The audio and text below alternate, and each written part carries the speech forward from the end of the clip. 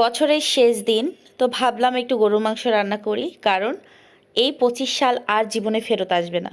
বছরের শেষ বিদায়টা একটু মাংস ভাত করেই কাটালাম, কারণ আপনাদের ভাইয়া গরু মাংসটা বেশি পছন্দ করে। তো ভাবলো যে একটু বিশেষ দিন, যেহেতু একটা দিন চলে যাচ্ছে, খারাপও লাগতেছে, আবার নতুন একটা দিনের সঙ্গে পরিচিতি হচ্ছি। তো এই জন্য সে মাংস রান্না করতে বলেছে। সকাল সকাল মাংস ভিজিয়ে রেখে কাটা বাছা শেষ করে, থালাবাটি তো অনেক জমা হয়ে গিয়েছিল, সকালবেলা সব ধোয়া ধাই শেষ করে তারপরে রান্না বসিয়ে দিয়েছি। রান্নাও মোটামুটি শেষের দিকে, একটু আলু দিয়ে গরুর মাংস রান্না করব। সুন্দরভাবে মাংসটা কষিয়ে নিয়েছি, আলুটা হালকা ভেজে নিয়েছি। তারপরে মাংস যখন একদম সেদ্ধ হয়ে গেছে, আর একটু হলে খুব ভালো সেদ্ধ হয়ে যাবে, সেই পর্যায়ে আমি আলুগুলো দিয়ে দিয়েছি। দিয়ে দেওয়ার পর ভালোভাবে নাড়াচাড়া করে আরও খানিকক্ষণ কষিয়ে নেওয়ার পর হালকা ঝোলে গরুর মাংস রান্না করে নিয়েছি। আর কি যে মজা, খুবই সুস্বাদু ছিল। তো বছরের শেষ এবং শুরুতে গরুর মাংসটা রান্না করেছি।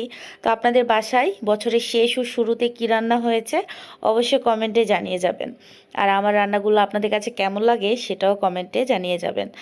আর সবথেকে বড় কথা হচ্ছে, বছরের শেষ দিনে খুব খারাপ লাগতেছে যে সুন্দর সুন্দর স্মৃতিগুলা, যে কিছু কিছু সময়গুলা আছে 2025 সালে বলেন বা 20, 21, 22, 23, তো সব প্রতিটা বছরে কিন্তু খুব সুন্দর একটা অভিজ্ঞতা মানুষের হয়।